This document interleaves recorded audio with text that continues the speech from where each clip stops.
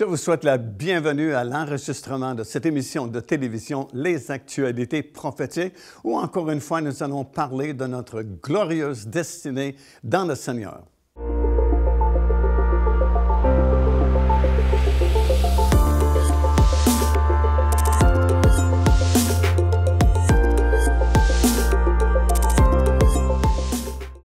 Nous poursuivons encore une fois notre enseignement dans la parole du Seigneur. Comme vous le savez sans doute maintenant, nous sommes dans le 4e volet de cette longue série d'études qui a pour titre « La préparation de la reine en vue du règne éternel ». Et ce 4e volet a pour titre « De fiancée à épouse ». Bien sûr, nous avons vu ensemble l'histoire terrestre de l'Église. Et ce volet avait pour titre « La fiancée aux 7 visages » parce que nous avons pris les 7 églises mentionnées dans le 2e et 3e chapitre du livre de l'Apocalypse, parce que dans ces 7 églises, nous avons une vue panoramique et prophétique de toute l'histoire terrestre de l'Église depuis sa fondation jusqu'à la fin de son existence ici sur la terre. Et nous avons vu ensemble comment la fiancée, parce que, bien sûr, en acceptant le Seigneur Jésus-Christ, Paul nous a enseigné dans son épître aux Corinthiens que dès cet instant, nous avons été fiancés avec le Seigneur Jésus-Christ. Et le mariage viendra un jour sur le sommet de la nouvelle montagne de Sion, comme nous avons déjà mentionné. Et tout au long de notre pèlerinage ici-bas, nous faisons face à la tentation, des épreuves, quelquefois des déceptions, des combats, des luttes. Mais si nous demeurons fidèles jusqu'à la toute fin, bien, nous serons classifiés comme vainqueurs et les promesses, remarquez, sont faites aux vainqueurs. À celui qui vaincra, je donnerai, dit le Seigneur. Alors, on est en train de voir ensemble, au cours de ce 4e volet, la différence entre le corps de Christ et l'épouse du Seigneur Jésus-Christ. Pour établir une fondation solide, je suis en train de vous énumérer, de vous lire plusieurs versets de la parole du Seigneur qui, formellement, nous disent que l'Église du Seigneur Jésus-Christ, c'est le corps de Christ. Et encore ici, dans Colossiens, le 2e chapitre et au verset 19, ça dit « Tout le corps est assisté et solidement assemblé par des jointures et des liens et tire son accroissement que Dieu lui donne. » Alors, nous sommes membres du même corps, comme j'ai mentionné, et nous sommes liés ensemble par des liens et par des jointures. Ça veut dire qu'il ne devrait pas, en principe, y avoir de division dans le corps de Christ, parce que plus nous nous divisons, plus il y a de sectes qui se séparent des autres, plus nous affaiblissons l'ensemble de l'Église, l'ensemble du corps de Christ. Et en réalité, ce verset-là est vraiment super important, très instructif, et puis il nous exhorte à rester attachés les uns aux autres par ces liens, et tous ces liens nous assistent pour que le corps se tienne fort ensemble. Éphésiens également, 4e chapitre et au verset 16, « C'est de lui et grâce à tous les liens de son assistance que tire le corps, bien coordonné et formant un solide assemblage, tire son accroissement selon la force qui convient à chacune de ses parties et s'édifie lui-même dans l'amour ou dans la charité, comme certaines versions le disent. » Alors, si nous restons soudés les uns aux autres, bien, nous devenons forts et le corps de Christ vraiment représentera vraiment l'Église du Seigneur Jésus-Christ sur cette planète. Alors, ce sont de nombreux versets. Il y en aurait d'autres, mais je pense que c'est suffisant pour nous convaincre que l'Église, c'est vraiment le corps du Seigneur Jésus-Christ. On ne peut pas se tromper.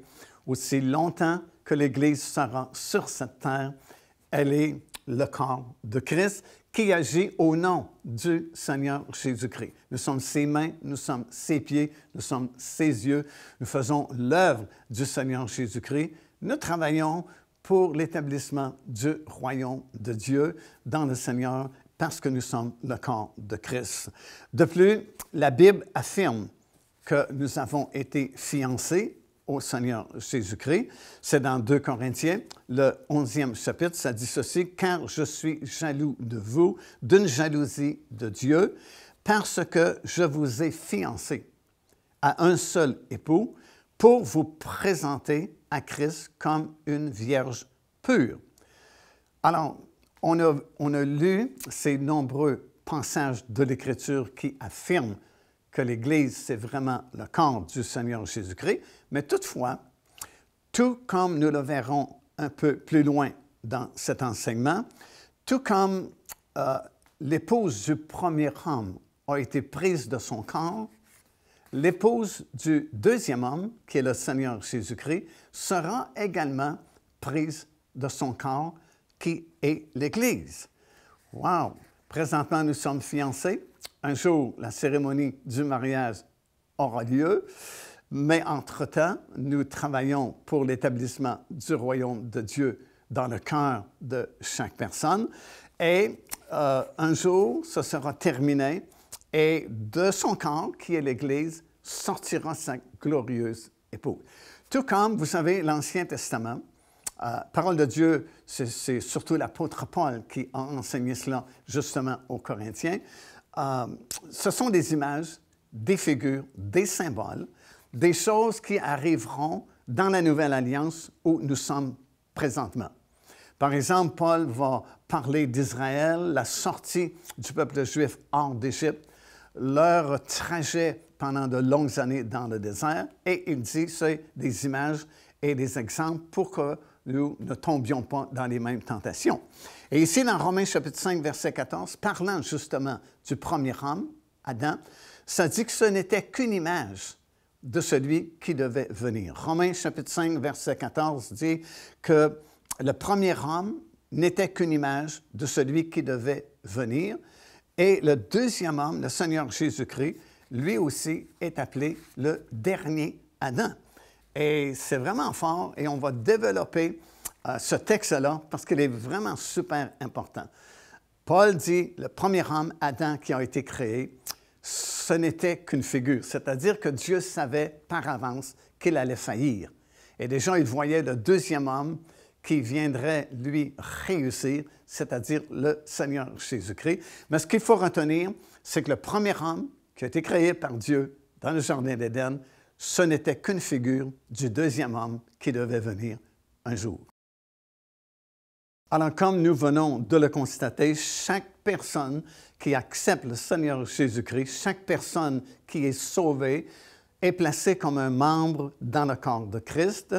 Nécessairement, l'Église, c'est le corps de Christ, comme nous avons pu le constater. Toutefois, en examinant attentivement les Écritures, encore une fois, je vous rappelle que c'est important de connaître exactement ce que la parole de Dieu enseigne. Parce que si nous ne prenons pas garde et nous ne sommes pas attentifs à l'exactitude de l'Écriture, ben on va se former des idées, on va se monter des scénarios que nous allons croire inutilement en vain parce que ce n'est pas exactement ce que la parole de Dieu enseigne. Alors, ce que nous avons vu, c'est que c'est évident, tout au long de son pèlerinage ici-bas, l'Église est appelée le corps de Christ. Mais si nous scrutons attentivement les Écritures, nous allons découvrir une différence entre le corps de Christ et l'épouse du Seigneur Jésus-Christ, tout comme l'exemple que je vous ai mentionné, la figure que nous avons mentionnée dans l'Épître de Paul aux Romains, alors que l'apôtre affirme que lorsque Dieu a créé le premier homme, celui-ci n'était qu'une figure du deuxième homme. Et lorsque Dieu a créé justement Adam, il l'a créé de la poussière de la terre. Il a formé un homme avec la poussière de la terre et il a simplement soufflé en lui et c'est devenu une âme vivante. Alors l'homme a été créé de la poussière de la terre. Et lorsque Dieu l'a créé, parce que Dieu savait qu'il allait faillir, il voyait déjà le deuxième homme, le Seigneur Jésus-Christ, qui viendrait un jour et qui, lui, réussirait. Puis, il a créé la femme, et la femme, comme vous le remarquez, n'a pas été créée de la même façon que l'homme. La femme n'a pas été créée avec la poussière de la terre. mais nous lisons dans le livre de la Genèse que Dieu a permis que l'homme tombe dans un sommeil profond. Il a percé son côté et de son côté, il a formé la femme. Donc la femme vient de l'homme, vient du corps du premier homme, Adam. Et de la même façon, nous apprenons dans les Écritures que lorsque le deuxième homme est venu, le Seigneur Jésus-Christ, que la Bible appelle aussi le dernier Adam, parce qu'il n'y en aura pas d'autre, parce que lui a réussi parfaitement d'accomplir la volonté de Dieu et de donner sa vie et répandre son sang pour le salut de quiconque croirait en lui, ben c'est pour ça qu'il est appelé le dernier Adam. Et comme l'épouse du premier homme a été prise de son corps, l'épouse du deuxième homme, le Seigneur Jésus-Christ, sera également prise de son côté. Et puisque, comme j'ai mentionné, l'Ancien Testament est rempli de figures, d'images, de symboles, des choses qui devaient arriver sous la Nouvelle Alliance, quand le Seigneur Jésus-Christ viendrait sur cette terre, ben, on a le même symbolisme et la même figure qui est accomplie lorsque le Seigneur Jésus-Christ a été crucifié, placé sur la croix de Golgotha. Et puis, on sait qu'il est mort assez rapidement, tellement rapidement que les autorités ont été surprises que Jésus soit mort. Et on voulait, bien sûr, s'assurer qu'il était vraiment mort. Et on a commandé à un soldat romain de s'assurer qu'il était vraiment mort. Et vous savez l'histoire, c'est dans l'Évangile de Jean, le chapitre 19. Le soldat romain a pris une lance et il n'était sûrement pas conscient du geste prophétique qu'il allait poser, mais avec sa lance, il a percé le côté du corps du Seigneur Jésus-Christ, d'où va sortir son sang et de l'eau, parce qu'il donnait son sang pour sa glorieuse Église et sa glorieuse épouse. Alors, voyez-vous le parallèle?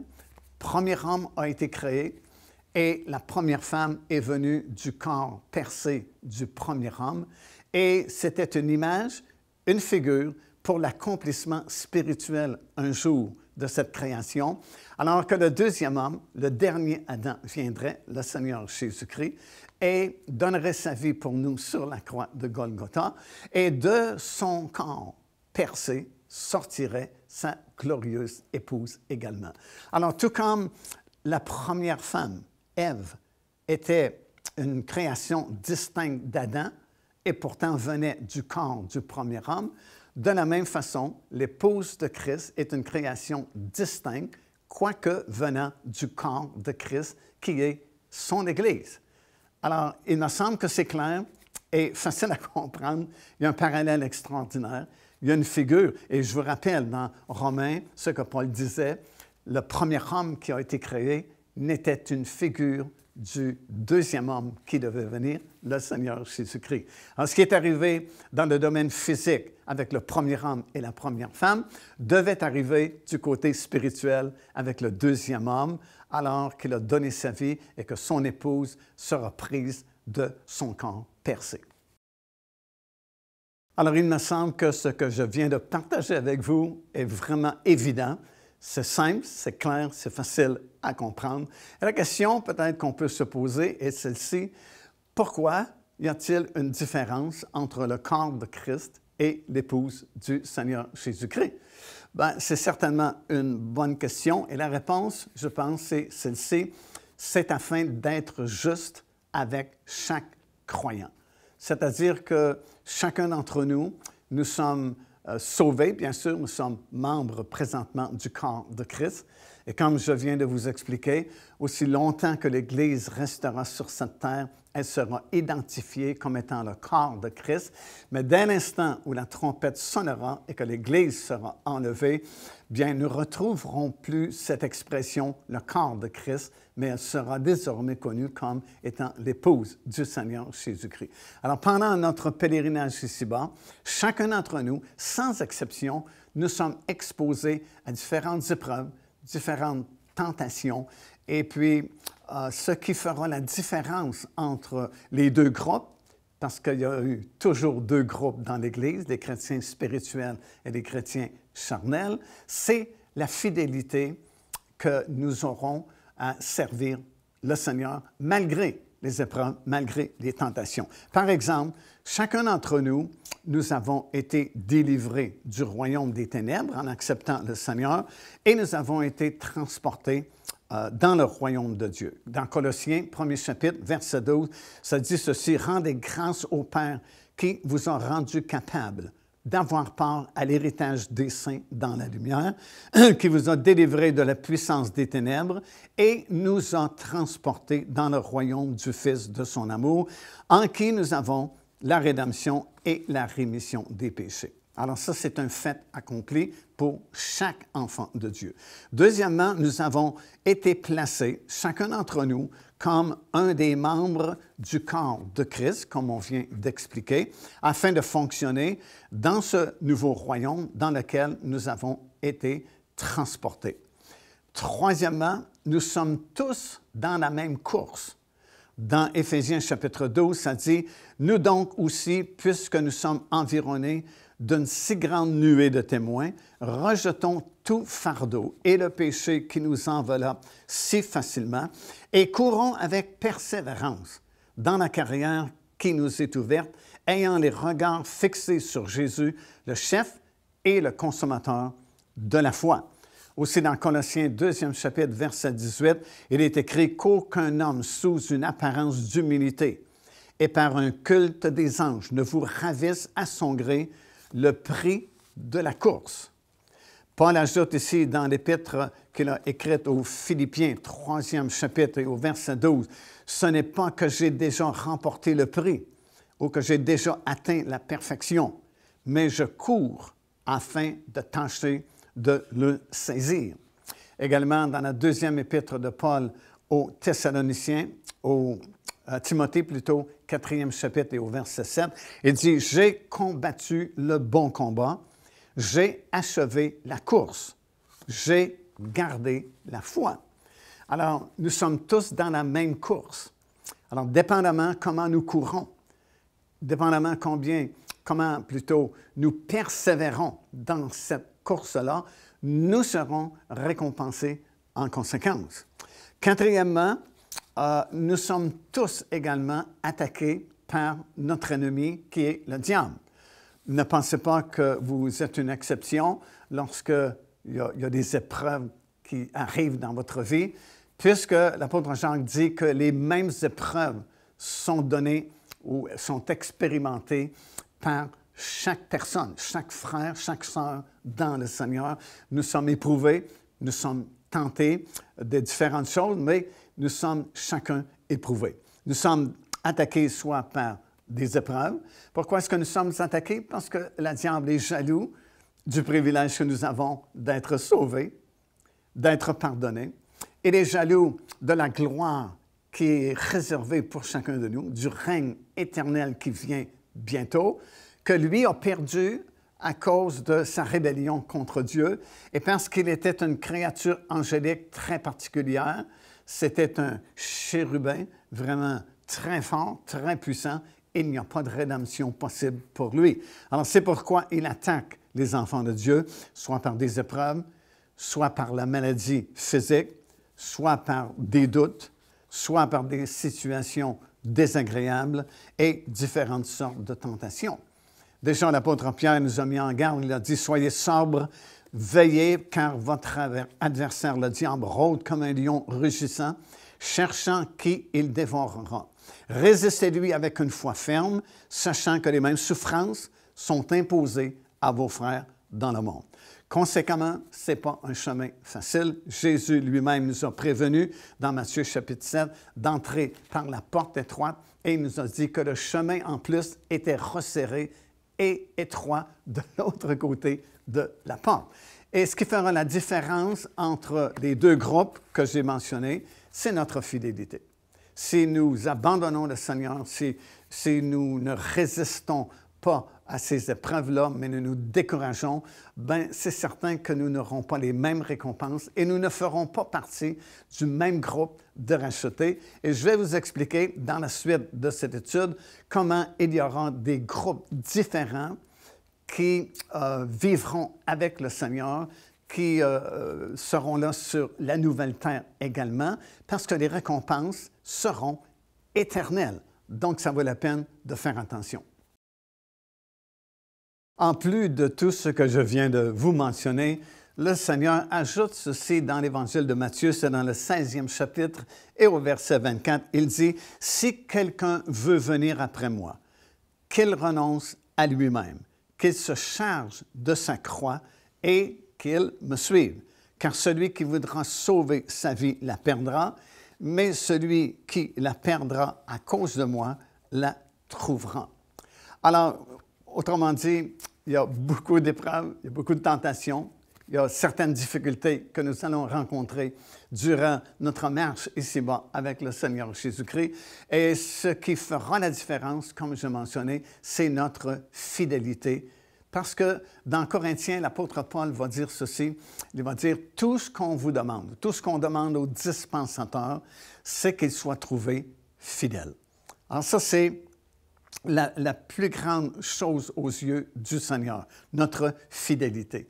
Parce qu'il sait que nous n'avons pas les mêmes capacités que ces anges avaient, même si elles se sont rebellées contre Dieu. Dieu sait que nous sommes extrêmement limités à cause de la chute de nos premiers parents et que nous ne pouvons pas faire beaucoup plus que ce que nous faisons quotidiennement. Sauf que la chose la plus importante que Dieu nous demande, c'est de demeurer fidèles, même si quelquefois nous ne comprenons pas. Et bien souvent, nous ne comprendrons pas immédiatement. Quelquefois, c'est beaucoup plus tard que nous comprenons pourquoi Dieu a permis certaines choses dans notre vie qui étaient quand même désagréables. Des fois même, nous ne comprenons pas, mais ce n'est pas écrit « si tu comprends, tu seras sauvé », c'est écrit « si tu crois, tu seras sauvé ». Alors pour Dieu, ce qui est le plus important, c'est notre fidélité, parce que les anges déchus, c'était le grand péché qu'ils ont commis. Ils n'ont pas été fidèles envers Dieu. Et un jour, nous lisons dans la parole du Seigneur que Dieu va se glorifier de nous, dans un certain sens, devant toutes ces dominations, ces autorités sataniques qui, un jour, seront jetées dans les temps ardents de feu, prouvant la justice de son jugement contre eux, en nous montrant, nous, pauvres êtres humains, qui avons hérité d'une nature déchue, qui n'avons pas grand pouvoir, qui avons été affaiblis justement par cette chute, mais néanmoins, nous sommes restés fidèles jusqu'à la fin. Alors, vous comprenez peut-être davantage pourquoi Dieu attache cette importance à la fidélité, parce que c'est quelque chose, autrement dit, de très précieux pour lui. Donc, celui qui, ou celle qui va rester fidèle, malgré les épreuves, malgré les tentations, jusqu'à la fin de son voyage ici-bas, sera récompensé davantage. Et c'est la différence entre ceux qui feront partie du corps de Christ seulement et ceux qui feront partie de l'épouse du Seigneur Jésus-Christ. C'est toujours des récompenses extraordinaires qui nous attendent pour le peu, vraiment, que le Seigneur exige de nous, la fidélité. Et il nous donne des exemples encore dans sa parole. Un exemple frappant, ce sont les sacrificateurs de la lignée de Tsadok dans l'Ancien Testament. C'est la lignée des sacrificateurs qui sont demeurés fidèles à David à l'époque de la rébellion de son fils Absalom. Et c'est tellement important, la fidélité aux yeux de Dieu, que dans le règne à venir, au cours du millénium qui viendra bientôt, les descendants des fils de Tsadok seront récompensés du fait qu'ils serviront Dieu, tandis que les autres sacrificateurs qui ne seront pas de la lignée de Tsadok serviront le peuple. Et croyez-moi, il y a une grande différence entre servir Dieu et servir le peuple.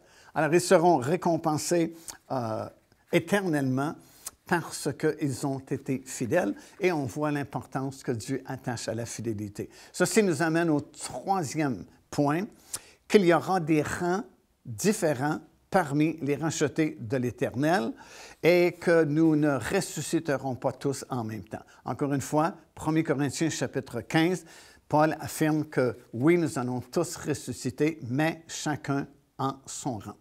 De plus, nous apprenons par les Écritures qu'il y a déjà deux groupes dans l'Église qu'on appelle les chrétiens charnels ou les chrétiens spirituels. Vous avez un exposé de l'apôtre Paul à ce sujet-là dans 1 Corinthiens, 3e chapitre, 1er verset jusqu'au 3e verset, qui nous explique que parmi les Corinthiens, il y a des chrétiens charnels et il y a des chrétiens spirituels. Cependant, tous les Corinthiens étaient pardonnés, étaient sauvés, mais certainement, ceux qui sont considérés comme spirituels n'hériteront pas, hériteront plutôt de tout l'héritage de Dieu, tandis que ceux qui ont vécu selon leur chair ou charnellement ne peuvent hériter des mêmes promesses parce qu'il y a vraiment une distinction marquante entre ces deux groupes-là. Et si vous voulez savoir ce qu'est un chrétien charnel, bien, dans ce passage-là de l'Écriture, Paul l'explique clairement. 3e chapitre, relisez attentivement les 3 premiers versets et vous allez bien comprendre la différence entre les deux groupes. Comme nous avons constaté encore une fois par cet enseignement aujourd'hui, nous sommes destinés à un avenir vraiment glorieux dans le Seigneur et tout ce que ça prend pour faire partie de ce royaume extraordinaire qui arrive bientôt, c'est d'être sauvé. Et être sauvé, c'est la chose vraiment la plus facile, la plus simple au monde. Il suffit de reconnaître votre besoin et accepter le Seigneur Jésus-Christ, le seul qui a donné sa vie pour vous sur la croix de Golgotha. Lui-même a dit « Nul ne vient au Père que par moi ». Et il est disponible encore aujourd'hui, au moment où nous terminons cette émission présentement. Le Seigneur Jésus-Christ est là, il vous attend, ses bras vous sont ouverts et tout ce que vous avez à faire vraiment, c'est de le reconnaître comme votre Seigneur et votre Sauveur, reconnaître que vous avez besoin d'être pardonné et d'être sauvé et immédiatement, le miracle se fera dans votre vie. Vous deviendrez membre de l'Église du Seigneur et vous régnerez avec lui un jour. Car Dieu a tant aimé le monde qu'il a donné son Fils unique, afin que quiconque croit en lui ne périsse point, mais qu'il ait la vie éternelle. Téléchargez gratuitement l'enseignement « Le salut, c'est quoi ?» en visitant notre site web www.paindevie.org et recevez la grâce merveilleuse que Dieu vous offre.